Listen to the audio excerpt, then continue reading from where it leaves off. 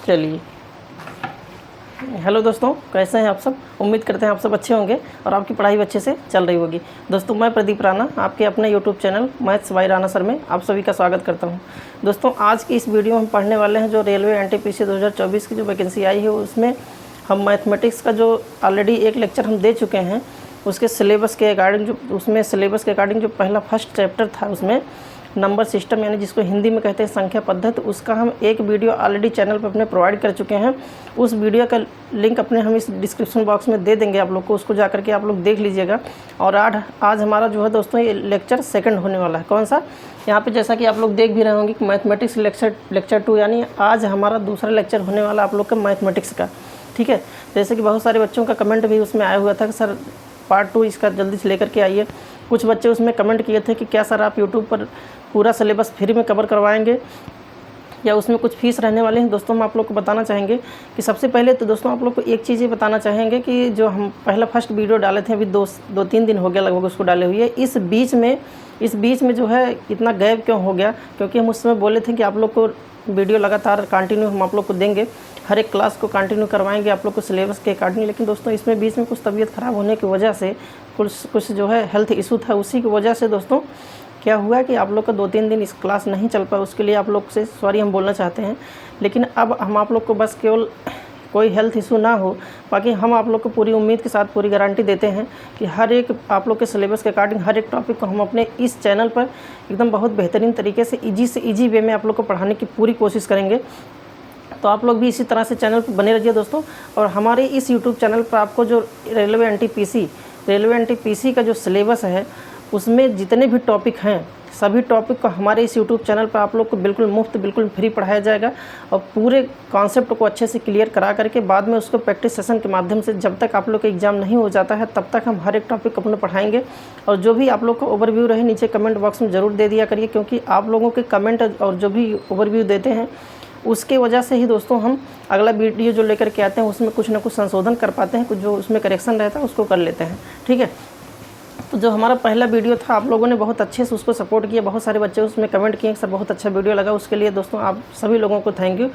और इस वीडियो को लाने का मेन मकसद यही है, मेन उद्देश्य यही है कि आप लोग का जो पहला वीडियो है, जो पहला लेक्चर आप लोग का पहला क्लास हो चुका है, उस क्लास को बहुत सारे बच्चे देखें। और सारे बच्चों ने ये कमेंट किया कि सर आप बिल्कुल बेसिक से जो पढ़ा रहे हैं इस हिसाब से अगर हम लोग पढ़ेंगे तो एक अच्छा खासा स्कोर कर पाएंगे। तो इसके लिए दोस्तों हम आप लोग से कहना चाहेंगे कि इतना तो हम दावा कर ही सकते हैं यार कि रेलवे एनटीपीसी इसके पहले भी हम मैक्सिमम वीडियो कवर करवाए हैं। बहुत सारे एग्जाम में हम मैथ और रीजनिंग के पोर्शन को पढ़ाए हैं। बहुत सारे बच्चे उसमें जो अपना ओवरव्यू दिए हैं कि सर बहुत ही हेल्पफुल हुआ, आप लोग आपका जो क्लास है बहुत हेल्पफुल लगा।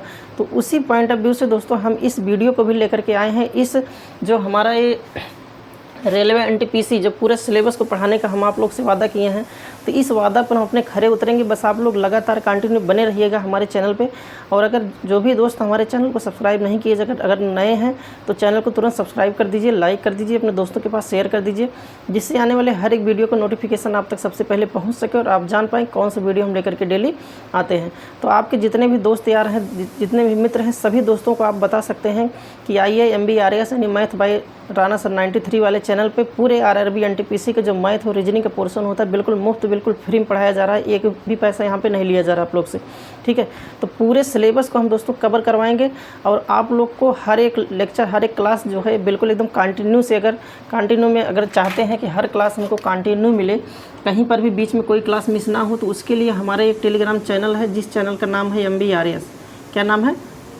टेलीग्राम चैनल का नाम है MBRS के नाम से हमारा टेलीग्राम चैनल है, जिसका लिंक हम अपने इस वीडियो के नीचे डिस्क्रिप्शन बॉक्स में दे देंगे। आप जा करके उस लिंक से डायरेक्ट हमारे टेलीग्राम चैनल से जुड़ सकते हैं।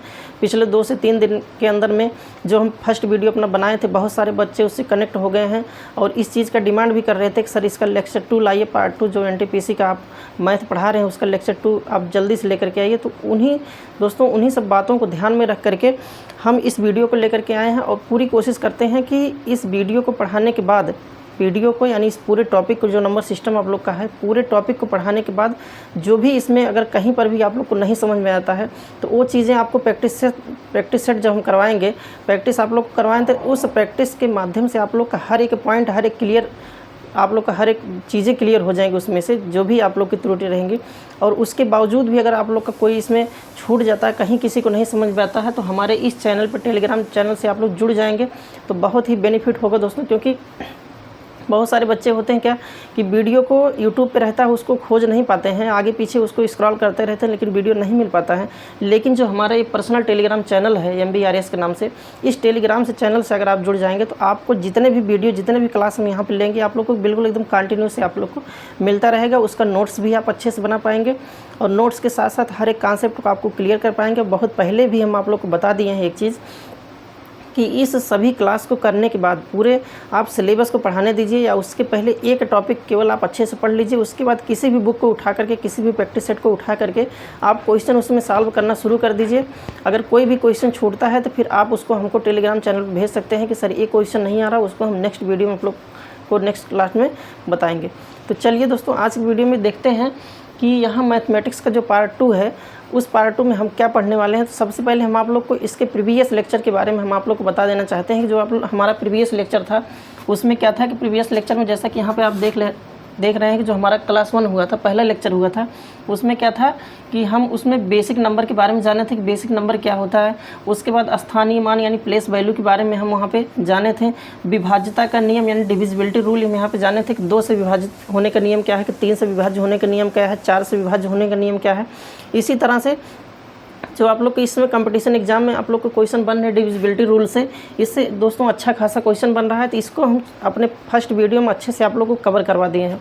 और नेक्स्ट क्या है कि देखिए, चौथा हम पढ़ाए थे, उसमें रोमन अंक यानी रोमन डिजिट के बारे में पढ़ाए थे कि रोमन अंक होता क्या है, कि अगर एग्जाम में आ जाए तो हम उसको कैसे पहचानेंगे कि इस रोमन अंक का यहाँ पर हम सिम्बल कैसे लिखते हैं। तो उन सभी के बारे में दोस्तों, इन 4 पॉइंट के बारे में हम अपने पहले लेक्चर में जो है उसको अच्छे से आप लोग को पढ़ा दिए हैं, ठीक है। और आज जो हमारा सेकंड लेक्चर है, यानी आज के लेक्चर में हम क्या चीज़ कवर करेंगे, इसमें क्या चीज़ कवर करने वाले हैं, तो वो चीज़ आप समझिए कि आज हम संख्याओं के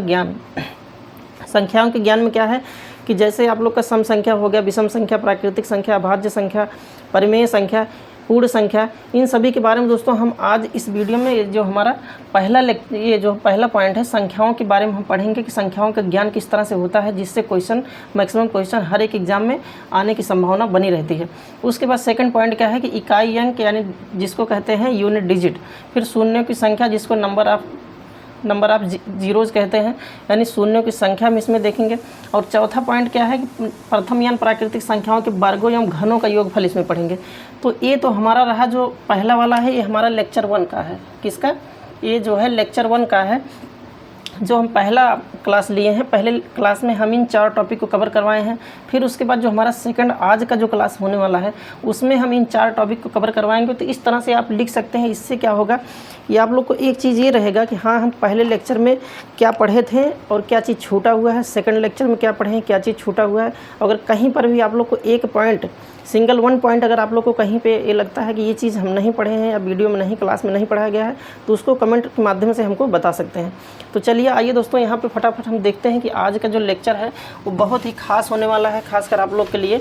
जो भी मित्र हमारे NTPC रेलवे का जो फॉर्म भरे हैं या अभी भरने वाले हैं, तो उनके लिए ये क्लास, ये वीडियो आप लोग का बहुत ही खास होने वाला है। बिल्कुल आप लोग एकदम कंटिन्यू जुड़े रहिए। हम पूरी उम्मीद करते हैं कि आने वाला जो समय होगा, जिस समय आप एग्ज़ाम हॉल में बैठेंगे, उसके पहले मैथ और रीजनिंग के सिलेबस जो आप लोग का है बिल्कुल आप लोग की ज़ुबान पे रहेगा। और एक चीज़ और दोस्तों, हम हर वीडियो में लगभग आप लोग को बताते हैं कि सबसे पहले आप क्या कीजिए कि जो भी सिलेबस है, क्या है, जो आप लोग का सिलेबस है, सिलेबस डेली कम से कम आप 2 से 3 मिनट आप लोग उसको देखते रहिए।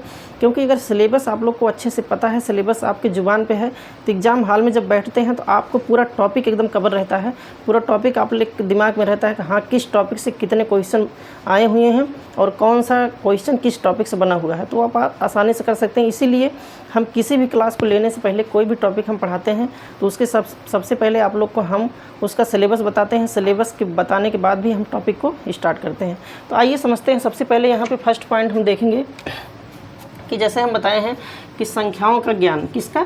संख्याओं का ज्ञान हम आप लोग को बताए हैं। तो इसमें दोस्तों हम क्या करेंगे कि सबसे पहले हम देखेंगे सम संख्या। सम संख्या के बारे में आप मैक्सिमम लोग जानते होंगे 2-3 पॉइंट के बारे में, जिसको इंग्लिश में कहते हैं हम दोस्तों इंग्लिश और हिंदी लगभग सब चीज़ें आप लोग को बताने की कोशिश करेंगे। तो फर्स्ट पॉइंट आप लोग का क्या है कि सम संख्या है। तो सम संख्या के बारे में समझेंगे कि वे सभी संख्याएं, अगर इसका आप लोग डिफिनीशन लिखना चाहें तो हम बोल दे रहे हैं, ऐसे लिख लीजिए कि सम संख्या होती क्या है कि वे सभी संख्याएं, जितने भी डिजिट हैं जो 2 से पूरी तरह से डिविजिबल हो जाए, यानी 2 से पूरी तरह से कट जाए, जैसे 2 हो गया, 4 हो गया, 6 हो गया, 8 हो गया, 10 हो गया, इस तरह से इनफाइनाइट तक आप जाएंगे तो प्रत्येक वे संख्या जो 2 से पूरी तरह से विभाज्य हो जाए, वे सभी की सभी संख्याएं क्या कहलाती हैं आप लोग की, ये सम संख्या यानी इवन नंबर कहलाती हैं। सेकंड पॉइंट आप लोग का क्या है कि सेकंड पॉइंट आप यहीं पे समझिए कि विषम संख्या, ठीक है। विषम संख्या जिसको आप इंग्लिश में कहते हैं ऑड नंबर, क्या कहते हैं इंग्लिश में आप जिसको ऑड नंबर के नाम से जानते हैं। तो यहाँ पे देखिए ऑड नंबर क्या होता है। तो ऑड नंबर जो 2 से ना कटे, जस्ट इसी का अपोजिट कर दीजिए कि अगर 2 से कट जाए तो सम संख्या, अगर 2 से ना कटे तो आपका क्या है, विषम संख्या है। जैसे 1 हो गया, 3 हो गया, 5 हो गया, 7 हो गया और 9 हो गया, कितना 9 हो गया। इस तरह से आप इनफाइनाइट तक जाइए, उन सभी संख्याओं को ले लीजिए। अगर वो 2 से नहीं कट रहा है तो बाकी जितनी संख्याएँ हैं वो पूर्णतः क्या हो जाएंगी, विषम संख्या आपकी हो जाएंगी। फिर यहीं पे तीसरा पॉइंट हम देखते हैं कि आपका अभाज्य संख्या क्या है। अभाज्य संख्या समझते हैं, मोस्ट इंपॉर्टेंट आप लोग की एग्जाम पॉइंट ऑफ व्यू से, जिसको आप लोग इंग्लिश में कहते हैं प्राइम नंबर। क्या कहते हैं, जिसको इंग्लिश में आप लोग प्राइम नंबर बोलते हैं। तो अभाज्य संख्या होती क्या है दोस्तों, तो यही चीज़ आप समझिए कि इससे आजकल के जो ट्रेंडिंग क्वेश्चन बन रहा है ज़्यादातर आप लोग का इसी अभाज्य संख्या से ही बन रहा है। और कैसे क्वेश्चन बनते हैं तो उसको हम आप लोग को बताएंगे। तो अभाज्य संख्या होती क्या है, तो 2, 3, 5, 7, 11, 13 और इस तरह से करके इनफाइनाइट तक जाइए। अब इन दोनों को एक साथ बताने का मकसद क्या है कि देखिए आप अच्छे से समझ लीजिए। तो अभाज्य संख्या क्या होती हैं कि वे सभी संख्याएं, ठीक है, पूरे ब्रह्मांड में एक चीज़ आप समझिए कि वे सभी संख्याएं जिनका कम से कम और अधिक से अधिक केवल 2 गुणनखंड हों। ध्यान से समझिएगा कि आपके विषम संख्या और अभाज्य संख्या में यही चीज़ अंतर है कि विषम संख्या क्या होती है कि इसके 2 से अधिक गुणनखंड हो सकते हैं। कैसे, क्योंकि अगर हम 3 करें तो 3 का 2 गुणनखंड होगा, 1 और 3। लेकिन अगर यहीं पे 9 की बात हम करें तो 1, 3 और 9 इसके 3 गुणनखंड हैं, ठीक है। तो विषम संख्या की जो परिभाषा है कि वे सभी संख्याएं जो 2 से ना कटे, वे सभी की सभी संख्याएं विषम संख्या है। लेकिन अगर अभाज्य संख्या की बात किया जाए तो अभाज्य संख्या में क्या होता है, इसका डिफिनीशन आप सीधे समझिए। इसी से एग्जाम में क्वेश्चन आता है कि वे सभी संख्याएं, ठीक है, अगर उन सभी संख्याओं को हम देखें, किस संख्याओं को, जिसका कम से कम और अधिक से अधिक केवल 2 गुणनखंड हो। अगर 2 से 3 गुणनखंड हो गए तो वो आपका अभाज्य संख्या यानी प्राइम नंबर नहीं हो सकता है। जैसे एग्जाम्पल के तौर पे यहाँ पे देखिए कि हम लिखे हैं 2 का यहाँ पे देखिए 2 ही गुणनखंड होगा, 1 और 2। फिर उसके बाद आगे बढ़िए 5 का देखिए तो इसका भी 1 और 5 केवल 2 गुणनखंड हो रहे हैं। यहाँ 11 का अगर देखिए तो 1 और 11 केवल 2 गुणनखंड हो रहे हैं। 13 के यहाँ देखिए 1 और 13 केवल 2 गुणनखंड हो रहे हैं। इसी तरह से जितने भी संख्याएं अगर प्राइम नंबर में आएंगे यानी अभाज्य संख्या में आएंगे तो उनके 2 गुणनखंड से ज़्यादा उसके नहीं हो सकते हैं। तो यही चीज़ें हैं विषम संख्या और अभाज्य संख्या। छोटी चीज़ है लेकिन आप लोग नहीं जब समझ पाते हैं तो वही चीज़ें आप लोग की एग्जाम में छोड़ जाती हैं। और जो क्वेश्चन इसमें ट्रेंडिंग का क्वेश्चन बन रहा है वो इसी तरह से बन रहा है कि जैसे यहाँ पे देखिए 2, यहाँ पे एक सम संख्या भी है और एक अभाज्य संख्या है। यहाँ भी देखिए सम संख्या 2 है कि नहीं है, यहाँ भी देखिए 2 एक सम संख्या है।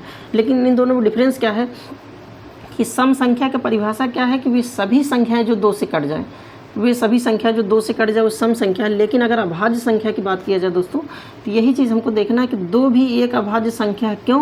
क्योंकि इसके भी देखिए 2 गुणनखंड हो रहे हैं, 2 से ज़्यादा नहीं हो रहे हैं। तो एग्जाम में जो आज के समय में ट्रेंडिंग का क्वेश्चन बन रहा है वो किस तरह से बन रहा है, तो उसमें यही चीज़ पूछा जाता है वे कौन सी संख्या है या वह कौन सी संख्या है जो अभाज्य भी है और सम भी है। ठीक है, वे कौन सी संख्या, कौन सी वह संख्या है जो अभाज्य भी है, यानी देखिए अभाज्य है और सम संख्या भी है। सम संख्या में देखिए 2 है, अभाज्य संख्या में भी 2 है। तो यही चीज़ें पूछी जाती हैं कि कौन सी संख्या है जो सम संख्या भी है और अभाज्य संख्या है। फिर दूसरे तरीके से भी पूछा जाता है कि सबसे छोटी, ध्यान दीजिएगा कि सबसे छोटी सम अभाज्य संख्या कौन सी है, सबसे छोटी सम अभाज्य संख्या कौन सी है। तो सबसे छोटी सम अभाज्य संख्या देखिए कितना है, 2 है। ये सम है और अभाज्य भी है। और इसको एक तरीके से और पूछता है कि पूरे अभाज्य संख्या में, ठीक है, पूरी अभाज्य संख्या में क्या कोई सम संख्या होती है या नहीं, तो बिल्कुल होती है, एक सम संख्या आपकी होती है। ठीक है, तो इसी से देखिए केवल अभाज्य संख्या यानी प्राइम नंबर से आपके कितने सारे क्वेश्चन बन जा रहे हैं।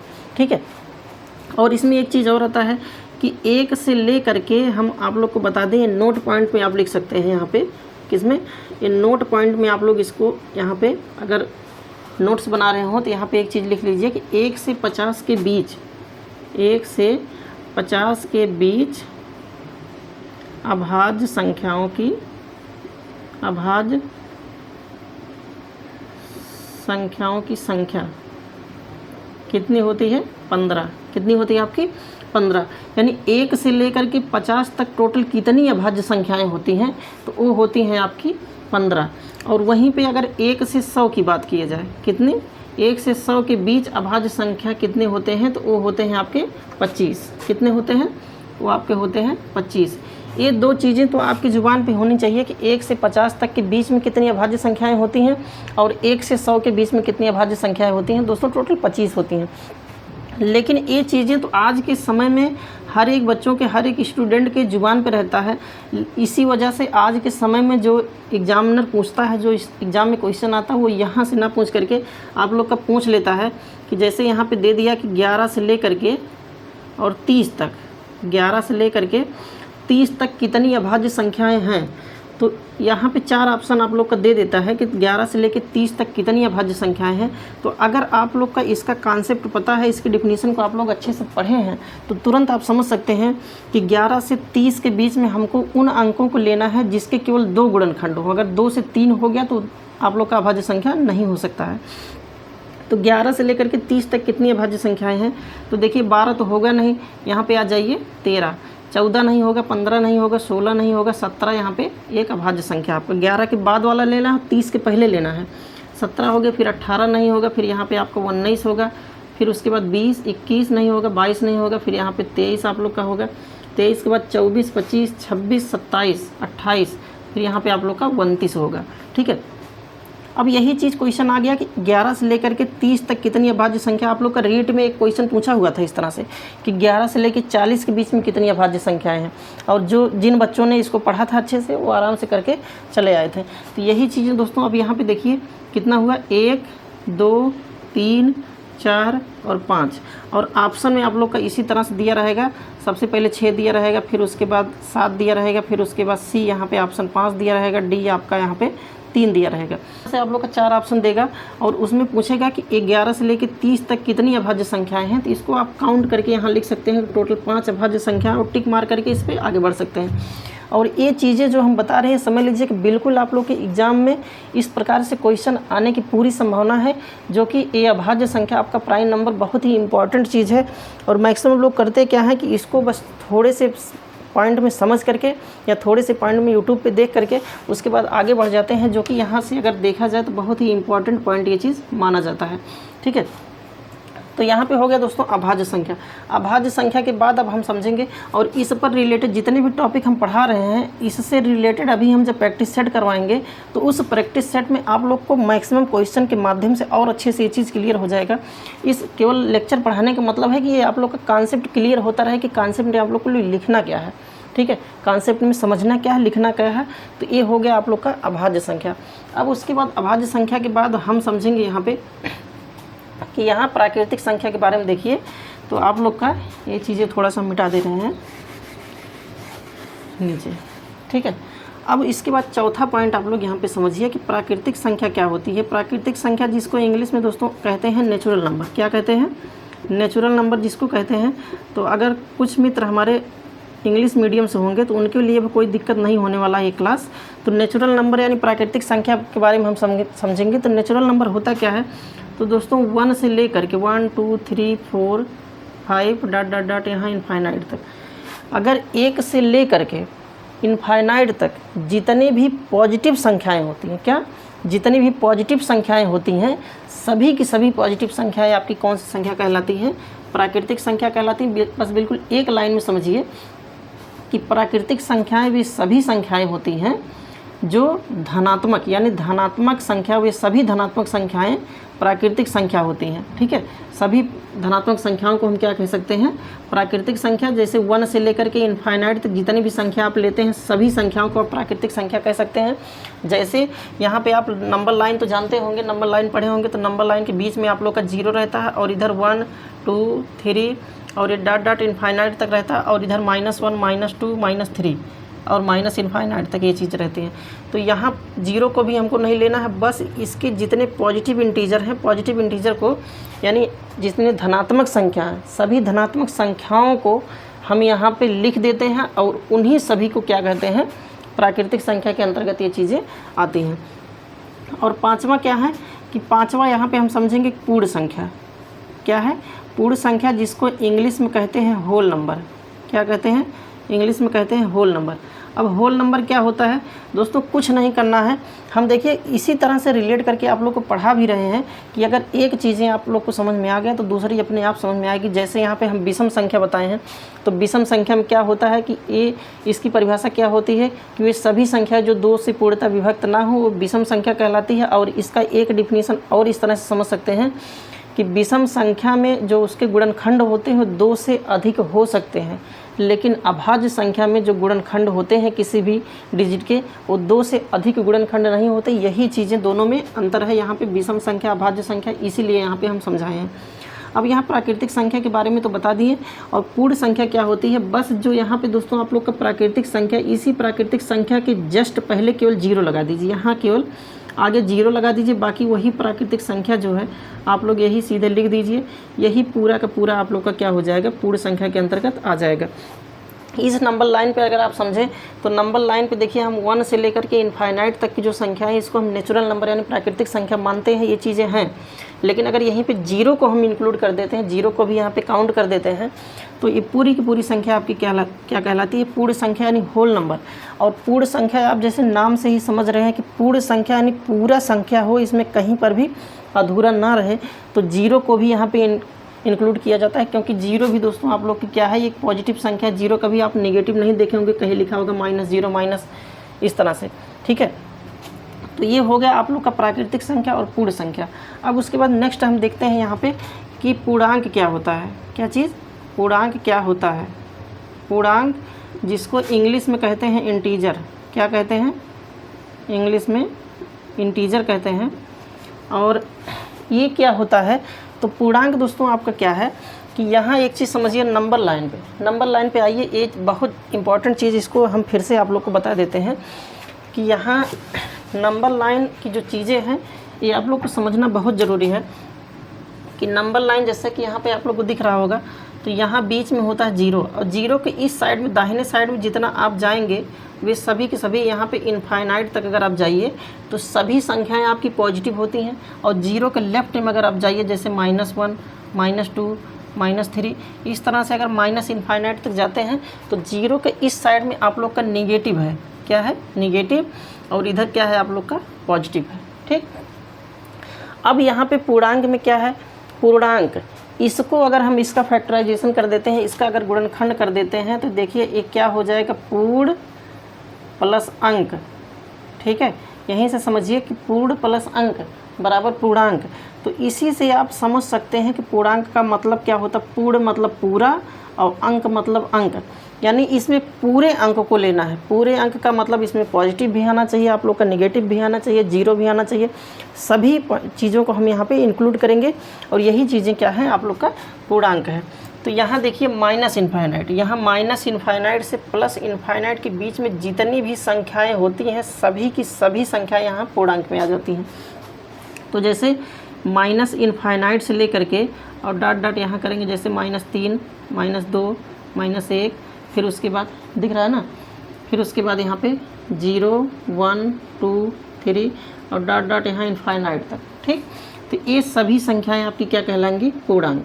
ठीक, ये क्या हो गई, पूर्णांक हो गई, जिसको हम इंग्लिश में कहते हैं इंटीजर, इंटीजर के नाम से इसको जानते हैं।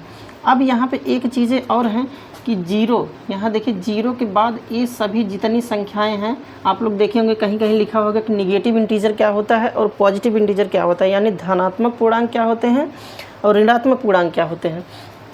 तो दोस्तों जीरो के जो लेफ्ट साइड में है वो सभी के सभी आपके निगेटिव इंटीजर यानी ऋणात्मक पूर्णांक इसको कहेंगे, और जीरो को काउंट करके, जीरो को ले करके और इनफाइनाइट तक जितनी भी संख्याएं हैं सभी की सभी संख्याएं आपकी क्या कहलाती हैं, पॉजिटिव इंटीजर, यानी जिसको हिंदी में कहते हैं धनात्मक पूर्णांक। तो आप इस पूर्णांक से दो चीज़ें आप लोग की और क्लियर हो गई कि नेगेटिव पूर्णांक क्या होते हैं और पॉजिटिव पूर्णांक क्या होते हैं। ठीक है, पॉजिटिव यहाँ पॉजिटिव इंटीजर क्या होते हैं। ठीक है, तो ये चीज़ें क्लियर हुई। अब इसमें हम एक पॉइंट और आगे समझते हैं कि परिमेय संख्या क्या होती हैं। तो परिमेय संख्या के बारे में दोस्तों जानेंगे यहाँ पे। जैसे आप लोग समझ लीजिए कि परिमेय संख्या कौन सा पॉइंट है, ये 7वां पॉइंट है, 7वां पॉइंट आप लोग का परिमेय संख्या। अच्छे से समझिए दोस्तों, परिमेय संख्या जिसको हम क्या कहते हैं, परिमेय संख्या जिसको इंग्लिश में क्या कहते हैं, इंग्लिश में इसको कहते हैं रेशनल नंबर। क्या कहते हैं, रेशनल नंबर। हमारे फर्स्ट लेक्चर हुआ था उसमें कुछ बच्चे कमेंट किए थे सर थोड़ा इंग्लिश में भी इसका बता दिया करिए कि इंग्लिश में क्या होता है। तो इसीलिए दोस्तों हम अब जो है जितने भी वीडियो आप लोग को लेकर के आएंगे उसमें टॉपिक का नाम और बीच में जितना हो सकेगा मैक्सिमम चीज़ें हम इंग्लिश में बताने की पूरी कोशिश करेंगे।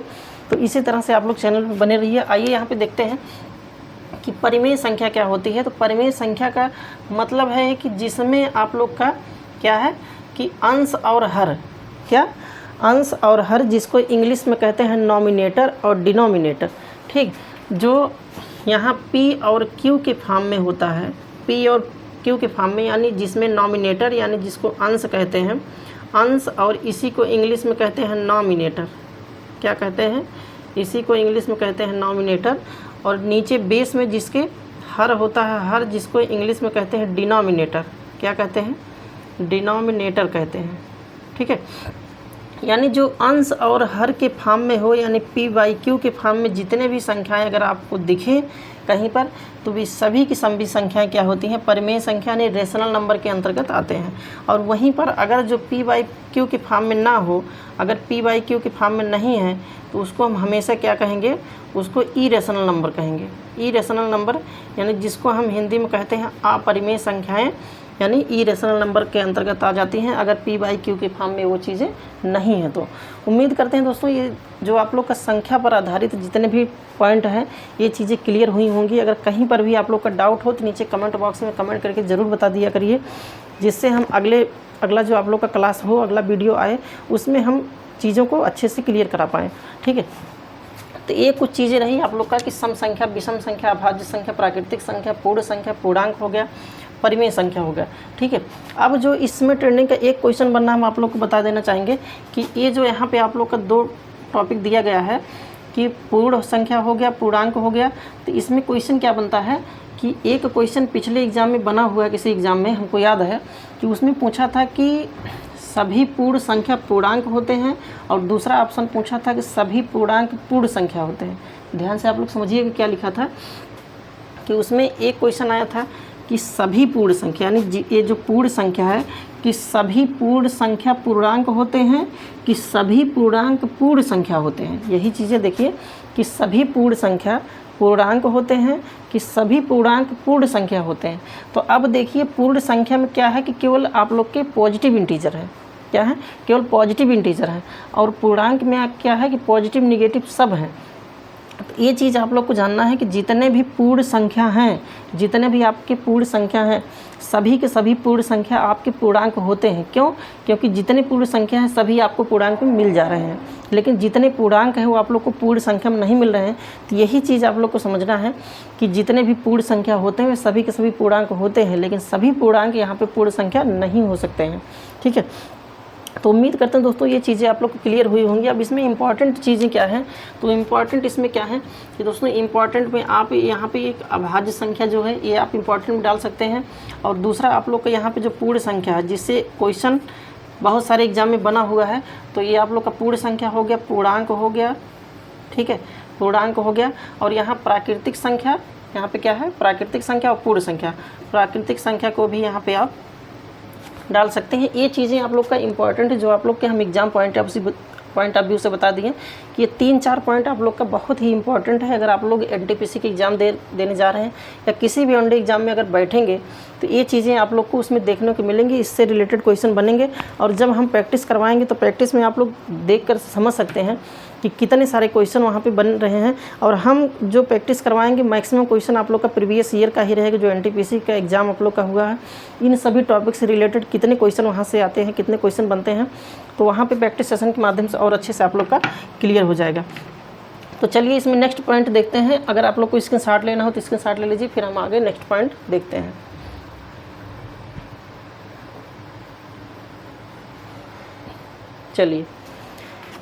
चलिए दोस्तों, इसको हम इरेज करते हैं, फिर नेक्स्ट पॉइंट अपना देखते हैं। नेक्स्ट क्या है, इकाई अंक, जिसको इंग्लिश में कहते हैं यूनिट डिजिट। क्या कहते हैं? जिसको यूनिट डिजिट कहते हैं, इकाई अंक के नाम से जानते हैं। उसमें हम समझते हैं कि इकाई अंक होता क्या है, किस प्रकार से क्वेश्चन आते हैं और कितने तरीके से इकाई अंक को निकाला जाता है, सभी चीज़ों के बारे में हम डिस्कस करेंगे अपने इस वीडियो में। तो वीडियो के अंत तक बने रहिएगा दोस्तों। वीडियो को इसकी बिल्कुल मत कीजिएगा। उम्मीद करते हैं कि हर एक पॉइंट आप लोग को अच्छे से समझ में आएगा, हर एक टॉपिक आप लोग को क्लियर होगा।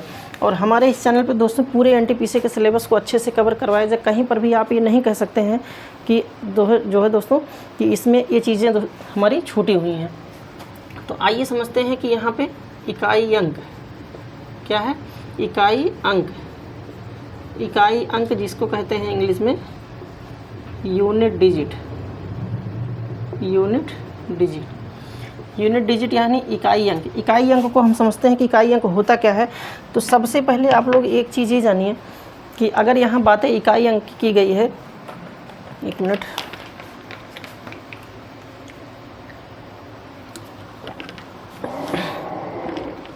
अगर बातें यहाँ पे आप लोग की इकाई अंक की हो रही है, चाहे वो गुणा हो, भाग हो, जोड़ हो, घटाव हो, जिसको इंग्लिश में कहते हैं एडिशन हो गया, सब्ट्रैक्शन हो गया, मल्टीप्लिकेशन हो गया, डिवीज़न हो गया। किसी भी क्वेश्चन को हम अगर कहीं पर देखेंगे तो उसमें हमको दहाई, सैकड़े, हज़ार, 10,000, लाख से कोई मतलब नहीं है। हमको दोस्तों केवल इकाई अंक से मतलब है। किससे? केवल इकाई अंक से मतलब हम वहाँ पे केवल इकाई अंक को देखेंगे, बाकी से हमको कोई मतलब नहीं है। तो आप इस इकाई अंक को पढ़ने से पहले एक चीज़ जान लीजिए कि कोई भी क्वेश्चन आए, कहीं पर किसी भी कॉन्सेप्ट को पढ़ना हो तो हमको केवल इकाई अंक को पकड़ के चलना है, बाकी चीज़ों को छोड़ देना है। बाकी चीज़ें से हमको कोई मतलब नहीं है। तो वही आप लोग आइए यहाँ पर समझिए कि इकाई अंक होता क्या है। तो इकाई अंक सबसे पहले समझिए कि ओनली यूनिट डिजिट क्या है। ओनली यूनिट डिजिट, केवल इकाई अंक को हम ध्यान देते हैं, बाकी को यहाँ पे छोड़ देते हैं। जैसे एग्जाम्पल के तौर पे आप लोग समझिए, यहाँ पे एग्जाम्पल के तौर पे समझिए, जैसे यहाँ पे लिखा हुआ है आपका 63 लिखा हुआ है। क्या चीज़ लिखा हुआ है आप लोग का? 63 लिखा हुआ है। तो 63 में देखिए इकाई अंक कितना है? 3 है। और यहीं पे अगर जैसे 693 लिखा है तो 693 में देखिए इकाई अंक कितना है? 3 है। और यहाँ पे जैसे और बड़ी संख्या अगर हम देखें, कितनी और बड़ी संख्या देखें तो ये देखिए इतनी बड़ी संख्या, इसमें भी इकाई अंक क्या है? 3 है। तो यही चीज़ें हम जब अभी आप लोग को आगे बताने वाले हैं कि इकाई अंक का मतलब क्या है। हमेशा हमको इकाई अंक को पकड़ना होता है, बाकी को छोड़ देना होता है। और इसमें एक नोट पॉइंट और आप लोग लिख लीजिए, यहाँ नोट पॉइंट हम लिखवा रहे हैं आप लोग को कि नोट पॉइंट यहाँ पे एक चीज़ क्या रहने वाला है कि 0, 1, 5 और 6। कितना? 0, 1, 5, 6 यदि इकाई अंक पर है। क्या है? यदि इकाई अंक पर है तो कोई चेंज नहीं होता है। कोई चेंज नहीं होता है। ठीक है। अगर इकाई अंक पर कहीं पर भी आपको 0, 1, 5, 6 अगर इस तरह से दिया गया है तो उसमें उसके यूनिट डिजिट में कोई परिवर्तन यानी कोई चेंज नहीं होता है। जैसे अभी हम एग्जांपल के तौर पे आप लोग को बताएं कि जैसे यहाँ एग्जांपल के तौर पे इस पे समझिए कि जैसे यहाँ पे लिखा हुआ है कि 10। ठीक है। 10 देखिए यहाँ क्या है कि 10 के लास्ट में क्या है? 0 है। अभी इस 10 का पावर अगर हम 2 करते हैं तो 10 का पावर 2 अगर करेंगे तो यहाँ पे देखिए कितना हो जाएगा? 10 दहा में 100। 10 दहा में 100 हो गया। तो यहाँ भी देखिए लास्ट में यूनिट डिजिट क्या है? 0 है। और यहीं पर अगर हम 1000, ठीक है, 1000 का वर्ग कर दें तब भी देखिए यहाँ पे हो जाएगा कितना? 10,000 हो जाएगा। इसकी लास्ट में क्या है? 0 है। यानी यही चीज़ें कहें कि अगर 0, 1, 5, 6 अगर इसके यूनिट डिजिट में है तो पावर आप कुछ भी कर दीजिए, यहाँ 2 नहीं, यहाँ पे जैसे हम लिख दे रहे हैं कि 100 और 100 की पावर हम कर देना 2, 9, 3, 5, 6 कितना भी कर दें 29,356 इसका पावर कर दें, तब भी लास्ट में इसके इकाई अंक पे हमेशा 0 ही आएगा। इसके पहले कुछ भी रहे लेकिन इकाई अंक पे हमेशा इसके क्या रहेगा, 0 रहेगा। इतना चीज़ें आप लोग को क्लियर हो गई होंगी। अब आइए 1 की बात हम करते हैं कि तो जैसे 1 का मतलब है कि जैसे 11 का वर्ग अगर हम कर दिए तो 11 का वर्ग क्या हो जाएगा, 11 अगर हम 121, देखिए इसमें भी लास्ट में क्या आ रहा है, 1 आ रहा है। यहीं पर अगर 21 का हम वर्ग करें तो 21 21 सही हम 441 होता है। यहाँ भी देखिए लास्ट में कितना आ गया, 1 आ गया। और इसी प्रकार से अगर हम 31 का पावर कुछ भी कर दें कि 3, 7, 5, 4 इस तरह से 31 का पावर अगर 3754 कर दें तब भी इसके यूनिट डिजिट में यानी इकाई अंक में हमेशा क्या आएगा, 1 आएगा। इसके पहले आप कुछ भी रहे इससे मतलब नहीं, हमको केवल यूनिट डिजिट से मतलब है। और ये चीज़ें हम आप लोग को इसलिए बता रहे हैं क्योंकि यूनिट डिजिट से आपको 2 से 3 क्वेश्चन एग्जाम में देखने को मिल जाता है। बिल्कुल देखते ही टिक लगाने वाला क्वेश्चन होता है, लेकिन कॉन्सेप्ट ना क्लियर होने की वजह से मैक्सिमम बच्चे इसको छोड़ करके चले जाते हैं। फिर यहाँ पे दोस्तों हम देखते हैं जैसे 5 वाला है, 5 वाला है जैसे यहाँ पे 15 का अगर वर्ग आप करते हैं तो 15 15 ही हम 225 होता है। देखिए फिर यूनिट डिजिट में 5 आ गया। और यहीं पे अगर 25 की बात किया जाए तो 25 का अगर वर्ग कीजिए तो 25 गुणे 25 625 होता है। फिर देखिए 5 आ गया, ठीक है। और इसी प्रकार से आगे अगर 35 का पावर आप 4935 कर दीजिए, यानी 35 की पावर चाहे जितना कर दीजिए, लेकिन अगर इसके यूनिट डिजिट में 5 है, यही चीज़ें तो हम लिखाए हैं कि 1, 0, 1, 5, 6 यदि इकाई अंक पर हो तो कोई चेंज नहीं होता है, ठीक है। तो अगर इसके इकाई अंक पर यूनिट डिजिट पे अगर 5 है तो यहाँ पर भी इकाई अंक पे हमेशा 5 आएगा। कितना आएगा, 5। और बाकी इसके पहले क्या है उससे हमको कोई मतलब ही नहीं, क्योंकि हम निकाल ही रहे हैं यूनिट डिजिट यानी इकाई अंक को निकाल ही रहे हैं, ठीक है। तो ये चीज़ उम्मीद करते हैं क्लियर हुआ होगा। उसी तरह से आप लोग का 6 वाला ले लीजिए। 6 का यहाँ पे देखिए क्या है कि जैसे 6 का यहाँ पे आप वर्ग कीजिए तो हो जाएगा 36। फिर देखिए यूनिट डिजिट में कितना आ गया, 6। और वहीं पे अगर हम जैसे 16 का वर्ग अगर कर दें तो 16 गुणे 16 कितना होता है, 256 ये तो होता है ना। तो 16 गुणे 16 यहाँ पे 256। अब देखिए इसमें भी लास्ट क्या आ गया, 6।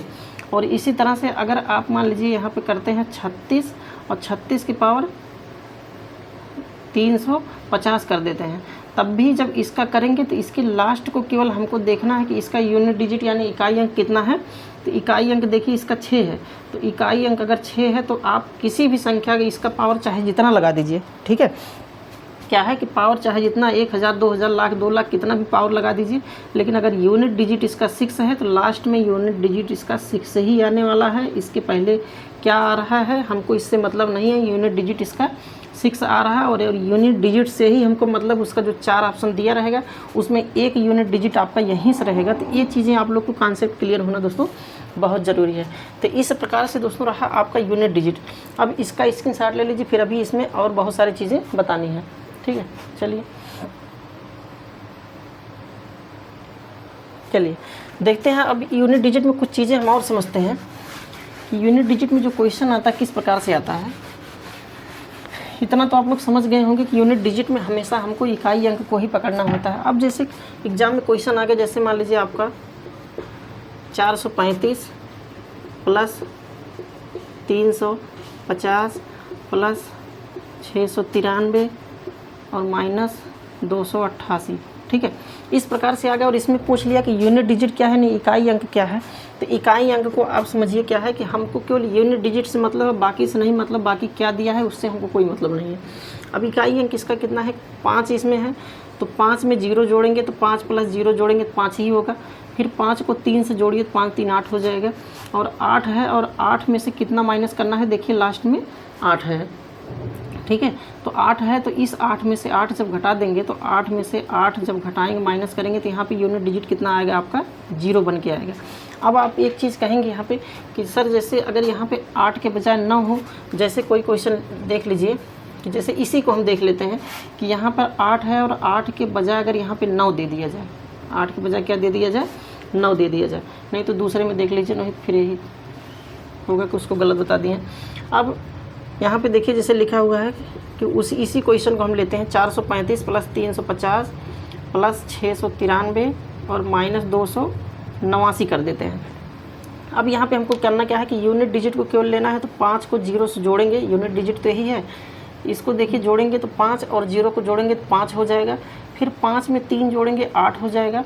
और 8 में से हमको यहाँ पे यूनिट डिजिट 9 को माइनस करना है, यानी 8 में से 9 को माइनस करना है। तो अगर हम 8 में से 9 को घटाएंगे तो यहाँ पे 8 में से 9 तो घटेगा नहीं, तो यहाँ पे अगर हम इसको निकालेंगे तो -1 आ जाएगा। और यूनिट डिजिट इकाई अंक कभी भी माइनस में नहीं होता है, ये चीज़ आप लोग को पता होगा। तब हम क्या करते हैं कि इसके आगे एक यहाँ पे एलसीएम, यहाँ पे एक जिसको क्या कहते हैं उधार, जिसको हिंदी में कहते हैं, यहाँ पे ये चीज़ें लिख करके हम इसमें से घटा देते हैं। अब देखिए 18 में से 9 घटाएंगे तो यहाँ पे यूनिट डिजिट क्या हो जाएगा, आपका 8 हो जाएगा। और अगर ये चीज़ें आप लोग को नहीं पता है तो एग्ज़ाम में आप लोग का इससे ऑप्शन भी दे देता है।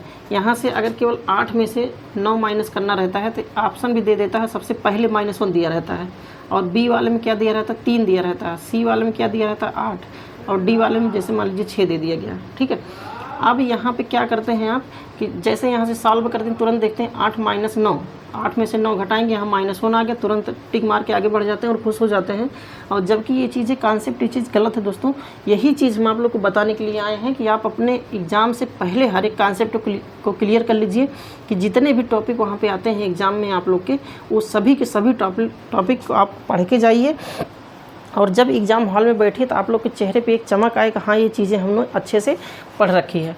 ठीक है, तो इस प्रकार से दोस्तों यहाँ पे एक आगे उधार लेकर के यहाँ पे तब जाकर हम इसको माइनस करते हैं। कभी भी यहाँ पे हम जब इकाई अंक निकालेंगे तो कभी भी इकाई अंक हमारे नेगेटिव में यानी माइनस में नहीं होना चाहिए। ठीक है, ये चीज़ें हुई। फिर इसके बाद यहाँ देखिए नेक्स्ट अगला देखते हैं। जैसे यहाँ पे ये तो हो गया प्लस और माइनस का कॉम्बिनेशन हो गया क्वेश्चन। अब जैसे यहाँ पे एक गुणे का हम बताते हैं, जैसे 638 गुणे 353 गुणे 758। ठीक है, इस प्रकार से अगर मल्टीप्लिकेशन का क्वेश्चन कोई आ गया तब आप क्या करेंगे, तब आप वहाँ पे क्या करेंगे कि यहाँ पर भी यूनिट डिजिट को केवल लेना है। तो 8 को यहाँ 3 से गुणा करेंगे तो 8 × 24 हो जाएगा। 24 में भी देखिए यूनिट डिजिट कितना है, 4 है। इस 4 को फिर इस 8 से गुणा करा दीजिए तो 4 × 8 = 32 हो जाएगा। और इस 32 में केवल हमको यूनिट डिजिट से मतलब है, तो ऑप्शन क्या आपका हो जाएगा, 2 हो जाएगा। ठीक है, तो इस प्रकार से दोस्तों रहा कि आपका जोड़ का हो गया, घटाव हो गया, गुणा हो गया, और इससे डिविजिबल वाला भी इसी तरह से हम इसमें क्वेश्चन करते हैं। ठीक है, क्या अब जैसे इसमें एक क्वेश्चन हम बना देते हैं कि टोटल को लेकर के, जैसे यहाँ पे आपका एक क्वेश्चन दे दिया गया कि 7, यहाँ पे 7 × 3 - 8 + 9 - 3। ठीक है, इस प्रकार से क्वेश्चन बन गया। तब इसको क्या करेंगे, अगर इसमें यूनिट डिजिट को हमको निकालना है तब उसमें क्या करेंगे, इन 7 और 3, यहाँ देखिए 7 और 3 यहाँ पे दिया गया है ना। अब या तो इसको इस प्रकार से कर लीजिए, 7 × 3 अगर करते हैं तब भी ठीक है, और नहीं तो अगर इसका और बड़ा डिजिट दिया है जैसे अभी हम नीचे बताएंगे, तो 7 तरीक इसको जोड़ेंगे तो हो जाएगा 21 - 8 + 9 - 3। अब देखिए इसका यूनिट डिजिट कितना है, 1 है। इसका क्या है, ये तो ऑलरेडी 8 है ही, या तो इसको और बड़ा ले लीजिए, 18 कर दीजिए, इसको 19 कर दीजिए, और इसको 13 कर दीजिए।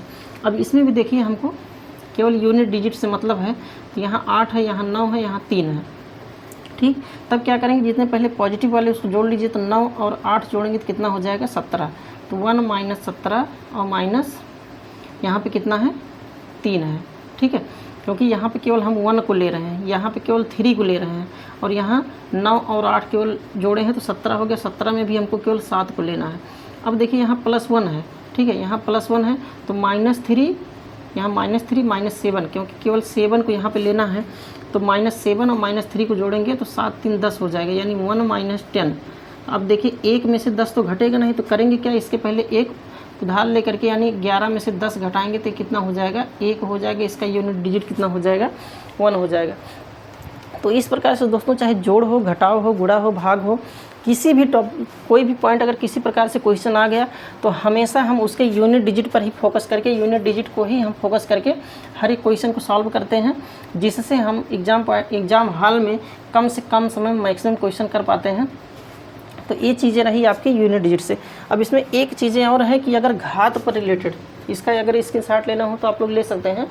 अब घात पर रिलेटेड हम बता देंगे। यहाँ पे जैसे यहीं पे समझ लीजिए, यहाँ पे आपके पास समय है कि घात पर आधारित घात पर आधारित प्रश्न। किस पर? घात पर आधारित प्रश्न। अब घात पर आधारित प्रश्न कैसे इसको सॉल्व करते हैं, तो आइए यहाँ पे समझते हैं कि जैसे यहाँ पे लिखा हुआ है कि 3 की पावर 2, तो 3 तरीका कितना करेंगे 9। तो यहाँ पे देखिए सिंगल डिजिट है तो इसका इकाई अंक तो 9 ही हो गया, लेकिन अगर वहीं पे 15 का घात 2 यहाँ पे कर दें तो 15 में अगर कहीं पर भी पावर हमको निकालना है तो सबसे पहले यहाँ पे देखिए जो हम इसके पहले रूल लिखवाए हैं नोट में कि 0, 1, 5, 6 ये चीज़ें आप लोग को हमेशा याद होनी चाहिए कि इसके यूनिट डिजिट में क्या है। तो अगर इसकी यूनिट डिजिट में उस चारों में से कोई अंक दिया गया है तो उसमें कुछ सॉल्व करने की ज़रूरत नहीं है, सीधे लिख दीजिए उसका यूनिट डिजिट कितना हो जाएगा 5 हो जाएगा। लेकिन अगर वहीं पे हमको जैसे मान चलिए 49 की पावर यहाँ पे दिया गया है 3, ठीक है, तब हम क्या करेंगे, तो इससे हमको नहीं मतलब है, केवल हमको 9 से मतलब है। 9 की घात 3 है तो 9 9 81, 81 9, जैसा कि आप जानते हैं कि 81 9 700 कितना होता है, 7 1 7 और 9 1 9 हो जाएगा और 9 72 729 हो जाएगा, ठीक है। और इस 729 में भी हमको केवल 9 से मतलब है, इसका यूनिट डिजिट कितना हो जाएगा 9। और इसमें कुछ क्वेश्चन हम और आप लोग को बताने वाले हैं, तो अगर स्क्रीनशॉट लेना हो ले लीजिए, फिर हम नेक्स्ट क्वेश्चन इसमें देखते हैं, ठीक है। चलिए यहाँ पे कुछ क्वेश्चन हम बताएंगे जिससे आप लोग का ये यूनिट डिजिट वाला पार्ट जो है अच्छे से क्लियर हो जाए। तो यहाँ पे देखिए जैसे क्वेश्चन आप लोग का बन रहा है, जो ट्रेंडिंग का क्वेश्चन बन रहा है, समझिएगा कि एक चीज़ें हैं, जैसे आप लोग का यहाँ पे दे दिया गया कि 394, इसका पावर आपका दे दिया गया 59 गुणे 692 का पावर यहाँ पे दे दिया गया, जैसे मान के चलिए आपका 631 गुणे 791 का पावर दे दिया गया आपका 385।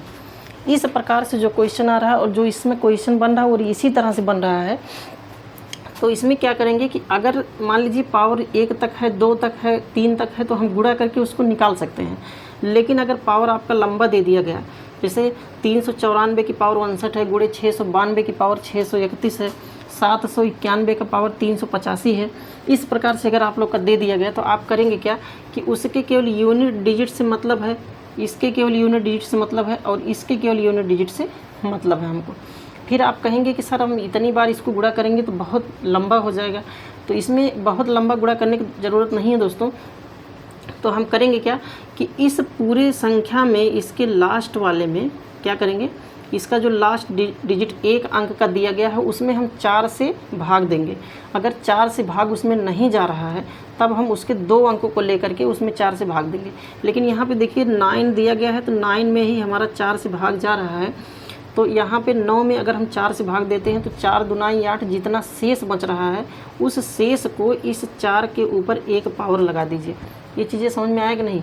ये जो लास्ट में 9 है, इस 9 में जब आप 4 से भाग देंगे तो 4 दूना 8 2 बार जाएगा और शेष उसमें बचेगा, जिसको रिमाइंडर कहते हैं। शेष वहाँ पे 1 बचेगा और इस 4 में इस पूरे से हमको कोई मतलब नहीं, केवल इसके यूनिट डिजिट से मतलब है। तो 4 के ऊपर घात 1 लगा दीजिए, फिर गुणा यहाँ पे। आइए इसको समझते हैं। तो 1 में 4 का यहाँ पे टेबल नहीं जाएगा, यानी 4 का पहाड़ा 1 में नहीं जाएगा। तो करेंगे क्या कि इस 2 अंक को लेकर के हम 4 से भाग देते हैं। तो 4 से जब भाग देंगे तो 4 सते 28 हो जाएगा और 28 और 3 31, तो यानी शेषफल यहाँ पे कितना बचेगा 3। गुणा करेंगे और यहाँ देखिए 1 की पावर यहाँ पे 791 की पावर 385 है, और जो 1 है हमारा, ये जो टेबल हम नोट्स बताए हैं उस नोट में 0, 1, 5 और 6 में देखिए यहाँ पे आ रहा है, और 1 अगर यहाँ पे आ रहा है, इन चारों में से कोई एक पॉइंट यहाँ पे आ रहा है तो इसमें कोई चेंज नहीं होगा, तो इसको सीधे यहाँ पे ऐसे लिख दीजिए, ठीक है। अब इसको गुणा कर लीजिए तो यहाँ पे हो जाएगा 4 गुणे 2 को 3 बार जब गुणा करेंगे तो ऐसा कभी नहीं करेंगे कि 2 को 3 से गुणा कर दिए, 2 3 6 लिख करके यहाँ पे आगे बढ़ जाएंगे। कभी भी अगर पावर जितना दिया रहे उतनी बार हम उसको गुणा करते हैं। क्या करते हैं, जितना पावर ऊपर लिखा रहे उतने बार हम उसको गुणा करते हैं, तो कितना हो जाएगा 8। 2 दूना 4, 4 दूना 8, ठीक है। और कभी भी दोस्तों ऐसा नहीं करते हैं कि 2 की घात 3 है तो 2 3 6 लिख देंगे, ऐसा कभी नहीं करेंगे। जितना पावर है उतनी बार उसको गुणा करते हैं। तो यहाँ पे हो जाएगा 8 गुणे 1। अब इन सबको गुणा कर दीजिए, देखिए 4 8 32 हो जाएगा। 32 में 2 को 1 से गुणा कीजिए तो यहाँ पे कितना हो जाएगा, यहाँ पे यूनिट डिजिट जो इकाई अंक आप लोग का है कितना हो जाएगा 2 यहाँ पे आप लोग का इकाई अंक हो जाएगा। अब एक क्वेश्चन और देख लीजिए, फिर बहुत इंटरेस्टेड पॉइंट हम यहाँ पे आप लोग को एक चीज़ बताने वाले हैं कि जैसे यहाँ पे 638 इसका पावर 392 गुणे 791 की पावर 370 प्लस 432 की पावर 320 या 328 कर लीजिए माइनस 291 की पावर 394 कर लीजिए। इस प्रकार का कोई क्वेश्चन आ गया और इसमें पूछ लिया कि यूनिट डिजिट क्या होता है, तो सबसे पहले आप यही चीज़ करिए कि इसके यूनिट डिजिट से केवल मतलब रखिए, बाकी को हमको छोड़ देना, उससे कोई मतलब नहीं है। ठीक है, यहाँ पे आप 296 भी लिख सकते हैं। तो यहाँ देखिए 638 है, 638 में यहाँ पे केवल 8 को हमको लेना है और इसके पावर को देखना है कि पावर 2 में तो 4 का पहाड़ा जाएगा नहीं, तो एक अंक और ले लीजिए 92 में आप 4 से गुणा कीजिए, कितनी बार जाएगा, 4 दूना 8। ऐसे देखिए 92 में अगर 4 से आप करते हैं तो 4 दूना 8 हो जाएगा, एक बचेगा, 4 तिहाई 12, ये पूरा कट जा रहा है। अगर पूर्णतः कट जा रहा है, इसका अगर पावर है, पावर पूर्णतः कट जा रहा है, तब उसमें हम क्या करेंगे उस सिचुएशन में, तो यहाँ पे उसके पावर को हम 4 ही लिखेंगे।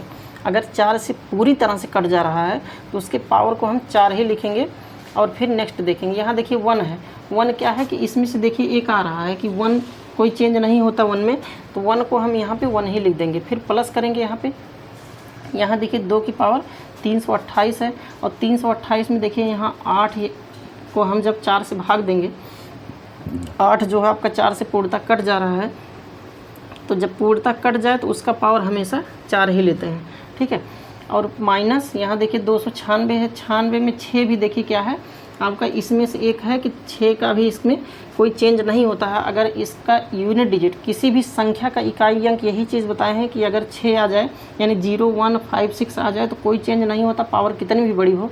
तो इसको हम सीधे यहाँ पे 6 लिख देंगे, क्योंकि यूनिट डिजिट अगर यहाँ पे 6 है तो आगे भी यूनिट डिजिट चेंज होने वाला नहीं है। बस इसी को गुणा कर लीजिए, तो 8 को 4 बार गुणा करेंगे तो कितना हो जाएगा, यहाँ गुणा करके देख लेते हैं। तो 8 अट्ठाई 64 हो जाएगा, 64 अट्ठे करेंगे 8 चौक 32, 512 हो जाएगा, कितना हो जाएगा, 8 चौक 32 को 2 हासिल 3 और 8 छः 48 3 51 512, और 512 में जब 8 से गुणा करेंगे तो 8 दूना 16, 8 एक 9 8 एक 9 और 8 पंचे 40, 4096 कितना आ गया, 4096 आ गया।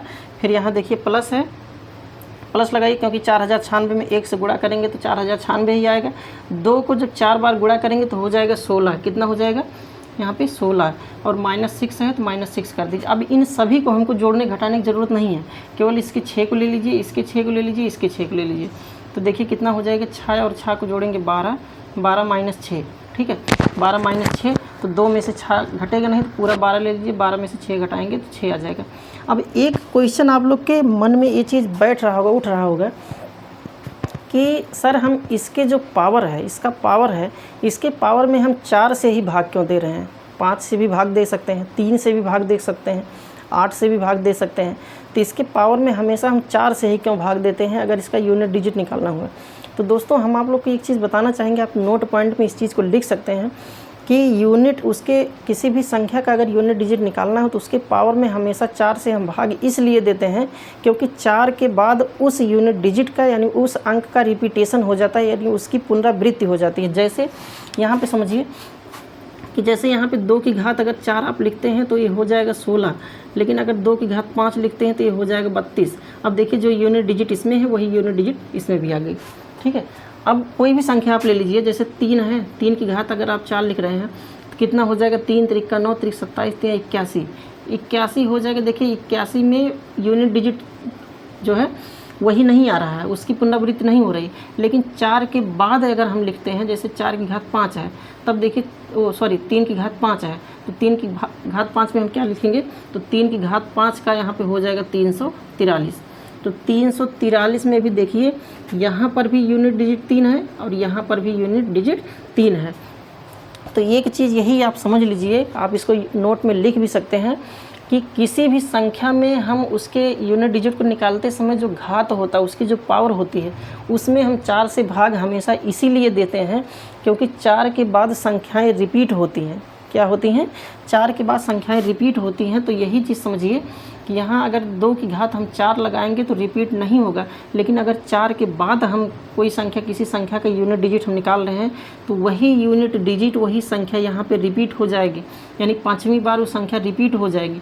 ठीक है, तो इसी प्रकार, इसीलिए जो है हम हमेशा पावर को 4 से भाग देते हैं कि 4 तक रिपीट नहीं होता है। 4 तक हम निकालेंगे तो बिल्कुल एकदम परफेक्ट आप लोग का यूनिट डिजिट आएगा, लेकिन अगर 4 के बाद हम किसी संख्या का यूनिट डिजिट निकालते हैं तो हमेशा रिपीट हो जाएगा।